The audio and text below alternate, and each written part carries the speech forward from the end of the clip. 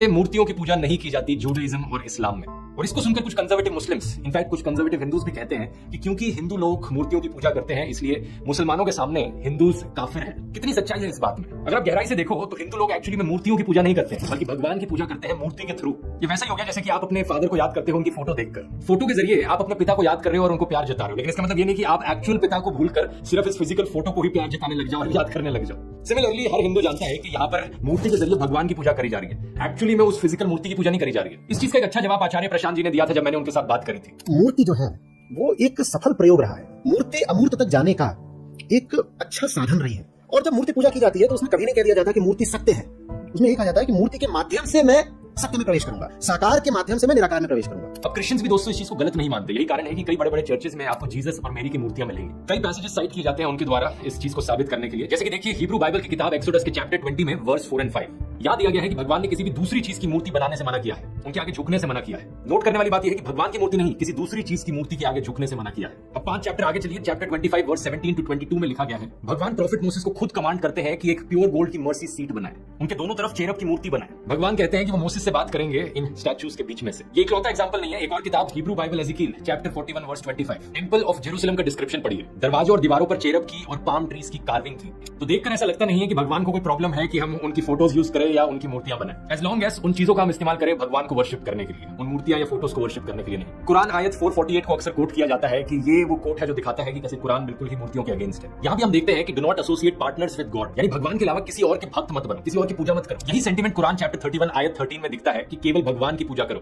तो ये कहना कि सारे मुस्लिम सारे नॉन मुस्लिम्स को काफिर मानते हैं, ये एक बहुत ही गलत नोशन है। जो लोग नफरत फैलाना चाहते हैं उन लोगों के द्वारा ऐसी चीजें फैलाई जाती हैं। इस्लाम शब्द का मतलब ही होता है सबमिशन बिफोर द गॉड, भगवान के सामने झुकना, और मुस्लिम शब्द का मतलब होता है जो इंसान भगवान के सामने झुकता है। इसलिए एक लिबरल मुस्लिम के पर्सपेक्टिव से कोई भी इंसान जो किसी भी धर्म में मानता है वो एक मुस्लिम है, क्योंकि अपने धर्म में उसने भगवान को जो भी नाम दिया है वो उस भगवान की पूजा कर रहा है और भगवान के सामने झुक रहा है। और ये मेरा कोई पर्सनल ओपिनियन नहीं है, एक्चुअली में ऐसा है। उस समय में भी अरेबिया में बहुत से और धर्म हुआ करते थे। अगर आप कुरान चैप्टर 2 वर्स 62 देखोगे तो उसमें ज्यूज, क्रिश्चियंस और साबियंस को काउंट किया गया है अमंग द बिलीवर्स, ये वो लोग हैं जो भगवान में विश्वास रखते हैं। इसमें मेंशन किया गया है लड़ाई के बारे में, लड़ाई उन लोगों से जो सिर्फ एक मूर्ति को भगवान मानते हैं। करीब 600 AD के अराउंड एक ट्राइब होती थी कुरैश ट्राइब नाम से, ये आज के दिन के सऊदी अरेबिया के रीजन में रहती थी। इनका मानना था कि इनका सेंट्रल भगवान हुबल है, जो एक्चुअली में एक मूर्ति है जो पत्थर से बनी है और जिसका राइट हैंड टूटा हुआ था। कुरैश ट्राइब ने इसके राइट हैंड को एक गोल्डन हैंड से रिप्लेस कर दिया था, सोने के बने हाथ से। अब इस मूर्ति को एक्चुअली में तोड़ा जाता है प्रॉफिट मोहम्मद के द्वारा साल 630 AD में। उन्होंने ये कॉन्सेप्ट दिया उसके अंदर धरोव राठी ने कि इस्लाम में और क्रिश्चियनिटी में और जुडाइज्म में अल्लाह के सिवा किसी और हस्ती का बुत बनाना ये कुफ्र है, ये हराम है। हाँ, खुदा का अगर बुत बनाया जाए तो ये जायज है।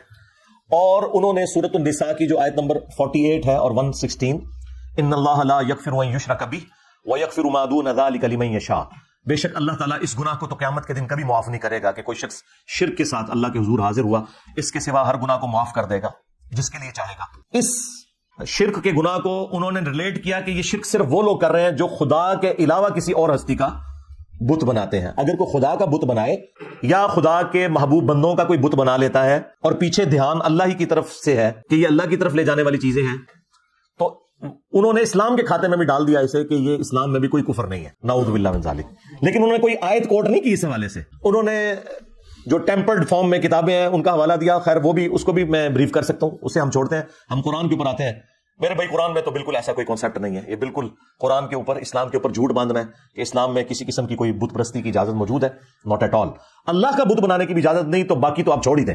और वो मिसाल में कह रहे थे कि आपको कैथोलिक के जो चर्चेज हैं उनके अंदर आपको जीसस क्राइस्ट के मुजस्मे नजर आएंगे और इस तरीके से बाज़ लोग, उन्होंने तो खैर ये हरकत नहीं की है, शुक्र है उन्होंने अक्लमंदी का सबूत दिया कि वो खाना काबा को बुत से तशबीह देना। भाई दुनिया में जितने बुत बने हुए हैं आपको उनकी आंखें नजर आती हैं, हाथ पांव नजर आते हैं, काबे में आपको कौन सी आंख नजर आ रही है, उसकी शक्ल कहां से किसी चेहरे से मिलती जुलती है?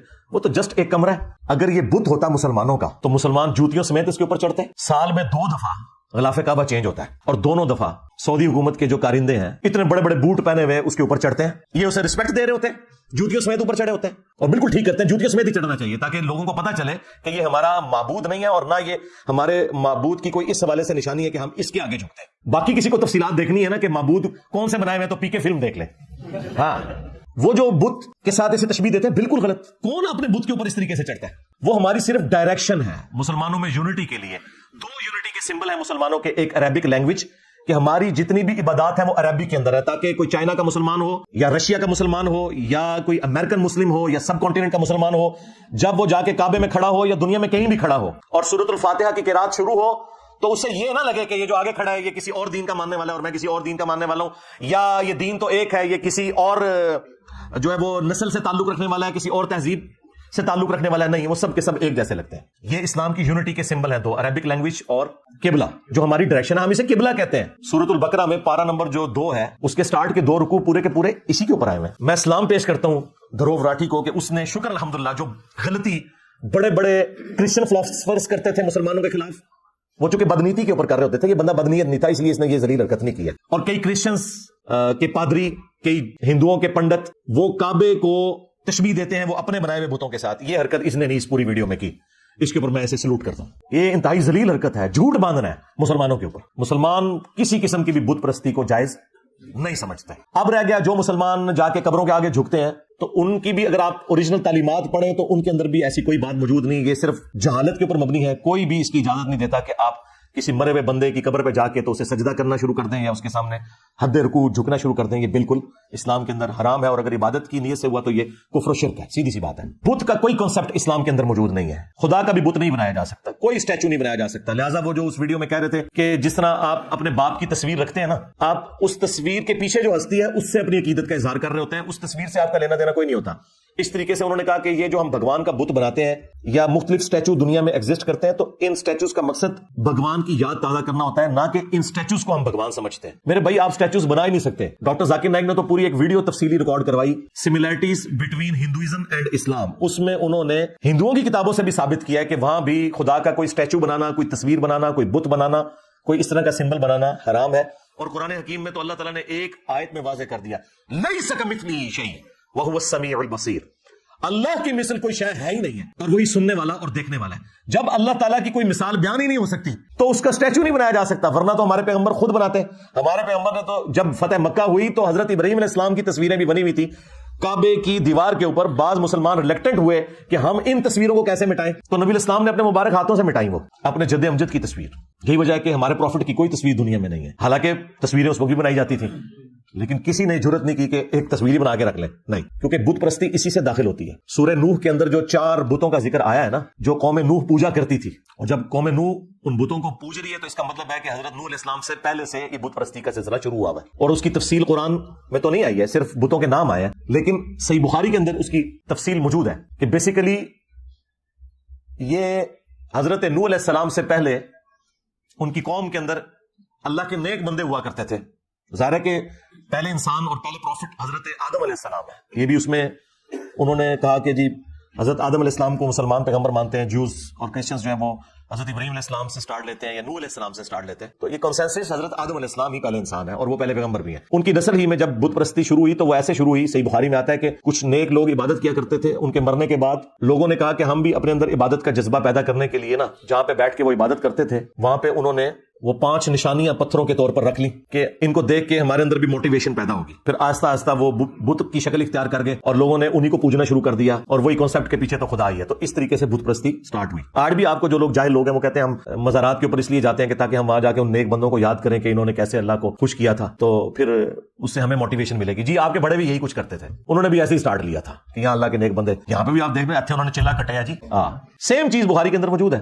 ان 5 بتوں کا سلسلہ پھر شروع ہوا. قرآن حکیم اس حوالے سے اتنا سینسٹیو ہے بت پرستی کے حوالے سے کہ اللہ تعالیٰ نے سورۃ الحج کی آیت نمبر 30 میں، چیپٹر نمبر یہ 22 ہے، فرمایا کہ بتوں کی گندگی سے بچو. اس سے گند کہا ہے، نجس، غلاظت کہا ہے بتوں کی. پھر اللہ تعالیٰ نے سورہ الزمر کی آیت نمبر 3 میں کہا کہ یہ لوگ ان بتوں کی عبادت اس لیے کرتے ہیں کہ یہ کہتے ہیں کہ یہ ہمیں اللہ کے نزدیک کر دیں گے، پیچھے اللہ ہی ہے. تو اللہ تعالیٰ نے اسے بھی کنڈیم کیا کہ یہ بالکل صراحتاً کفر ہے. اور سورہ یونس میں تو اللہ تعالیٰ نے کہا کہ تم وہ بات کر رہے ہو جو اللہ کے بھی علم میں نہیں ہے، زمین و آسمان میں، کہ اللہ نے کوئی اپنا نائب مقرر کیا اس حوالے سے کہ اس کے ذریعے تم اللہ تک پہنچو گے. اور پھر سورۃ الاعراف میں تو اللہ تعالیٰ نے جتنی تفصیل کے ساتھ اس کو ذکر کیا، اللہ نے کہا کہ یہ جو تم نے بت بنائے ہوئے ہیں یہ تو تمہاری طرح اللہ کی مخلوق ہے. اور پھر اللہ تعالیٰ نے اس کو مزید سمجھایا کہ کیا ان کے پاؤں ہیں جس سے یہ چلتے ہیں، کیا ان کے ہاتھ ہیں جن سے یہ پکڑتے ہیں. ہاتھ تو ہیں لیکن پکڑتے تو کوئی نہیں نا. باقی تفصیلات کے لیے پی کے فلم دیکھ لیں. کیا ان کی آنکھیں ہیں جس سے یہ دیکھتے ہیں، کیا ان کے کان ہیں جس سے یہ سنتے بولتے ہیں اللہ نے ایک ایک عضو کا ذکر کیا اور انسانیت کو آر دلائی اس حوالے سے، وہ انسانیت جو شرک میں ڈوبی ہوئی ہے کہ تم ان سے بہتر ہو، کہ تم چل پھر سکتے ہو، پکڑ سکتے ہو، سن سکتے ہو، لیکن یہ وہ بت ہیں جن کے اندر یہ کچھ بھی نہیں ہے۔ اور پھر جو اس کو اپنے ایپیکس کے اوپر پہنچایا وہ ہمارے ابا جی نے پہنچایا، حضرت ابراہیم علیہ السلام نے۔ وہ انشاءاللہ میں بعد میں اگلے پوائنٹس کے اندر ان کا ذکر کروں گا، چونکہ اس ویڈیو میں انہوں نے ان کا ذکر بھی کیا۔ تو اسلام میں کسی قسم کی کوئی قبر پرستی، بت پرستی کسی بھی حوالے سے نہیں ہے۔ اچھا، یہاں پر ضمن میں وہ بھی کور کر دوں جو انہوں نے تابوت سکینہ کا ذکر کیا اور انجیل سے انہوں نے ورسز کو کوٹ کیا کہ وہ تابوت سکینہ بھی اللہ تعالیٰ کی طرف دھیان لانے کے لیے ایک چیز تھی، اور وہ اس کو انہوں نے ریلیٹ کیا بت پرستی کے ساتھ، حالانکہ ایسا کوئی کانسیپٹ نہ انجیل کے اندر اس طریقے سے موجود ہے، اور قرآن کے اندر تو اللہ تعالیٰ نے تابوت سکینہ کا ذکر چیپٹر نمبر 2 میں سورۃ البقرہ کے اندر کیا ہے، 248 نمبر آیت کے اندر۔ وہ تو جسٹ ایک باکس تھا جس کے اندر حضرت موسیٰ علیہ السلام کی کچھ نشانیاں تھیں، ان کا عصا تھا، ان کے کپڑے تھے، اس طرح کی چیزیں، جو بنی اسرائیل کا یہ عقیدہ تھا کہ اس کی برکت سے اللہ تعالیٰ ہم پر رحم فرماتا ہے۔ بنی اسرائیل کوئی تابوت سکینہ کے سامنے جھکتے نہیں تھے، اس کی عبادت نہیں کرتے تھے، وہ برکت کے طور پر اپنے ساتھ رکھا کرتے تھے، جس طرح خانہ کعبہ کی دیوار میں بھی ایک پتھر نصب ہے جسے ہم حجر اسود کہتے ہیں اور اسے چوما جاتا ہے، اور بخاری اور مسلم دونوں میں حدیث موجود ہے کہ حضرت عمر فاروق رضی اللہ تعالیٰ عنہ جب اسے چومنے لگے تو انہوں نے ساتھ ایک جملہ بولا کہ تو ایک پتھر ہی تو ہے حجر اسود، نہ کسی کو نفع دے سکتا ہے نہ نقصان، میں صرف اس لیے چوم رہا ہوں کہ نبی صلی اللہ علیہ وآلہ وسلم نے تجھے چوما تھا، بس یہ عقیدہ ہے۔ بعض لوگوں نے اس کے آگے ایک وہ کہانی جوڑی ہے کہ مولا علی علیہ السلام نے کہا کہ یہ نفع بھی دیتا ہے نقصان بھی دیتا ہے، وہ روایت المستدرک للحاکم میں ہے اور گھڑی ہوئی روایت ہے، اس میں ابو ہارون کذاب جھوٹا راوی ہے، لیکن اگر اس کی بھی کوئی تعویل کرتا ہے تو وہ اس اعتبار سے ہے جو جامع ترمذی کے اندر موجود ہے کہ یہ جنتی یاقوت تھا اور لوگوں کے گناہوں کی نحوست کی وجہ سے یہ بلیک ہو گیا، اور جو لوگ بھی وہاں اسے چومتے ہیں قیامت کے دن اللہ کے حضور وہ گواہی دے گا لوگوں کی نیکی کی، بس اس سے زیادہ کوئی ذکر موجود نہیں ہے کہ وہ کسی کو نفع نقصان دے سکتا ہے۔ تو گواہی کیا صرف حجر اسود دے گا؟ اس پلانٹ ارتھ پہ ہر وہ حصہ زمین کا جس پہ آپ نماز پڑھتے ہیں، اللہ کی یاد کرتے ہیں، یا آپ نے کسی انسان کے ساتھ نیکی کی ہوئی ہے، وہ ہر چیز قیامت کے دن آپ کے اعمال کی گواہی دے گی۔ یہ کوئی حجر اسود کی خصوصیت نہیں ہے صرف، لہٰذا اس طرح کے پتھروں کے کانسیپٹ نکالنا اور یہ اس طریقے کے نگینے بھی پہننا یہ حقیق ہے اور یہ فلاں کر دیتا ہے، بھائی جو جنت کا یاقوت ہے حجر اسود وہ کسی کو نفع نقصان نہیں دے سکتا، تو دنیا کے تو پتھر شاہی کوئی نہیں۔ ہاں، اگر اللہ کا جنت سے بھیجا ہوا پتھر الٹا اس نے کیا نفع نقصان دینا تھا، اس نے اپنے اوپر اثر لے لیا کہ انسانیت کے گناہوں کی وجہ سے وہ سیاہ ہو گیا، جب اترا تھا تو وہ سفید تھا، تو ہڈی نے اسے پہ گئی ہوتے تھے۔ ہاں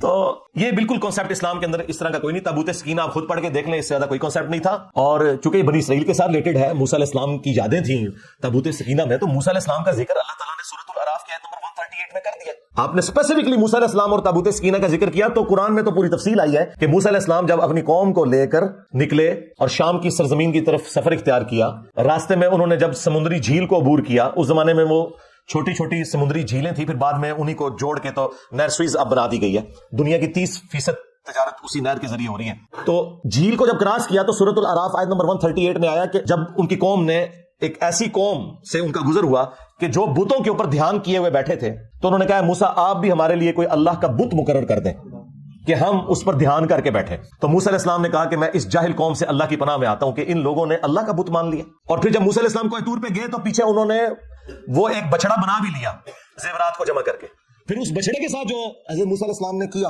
اس کے ٹکڑے ٹکڑے کروائے اور اس کو پانی میں بہا دیا۔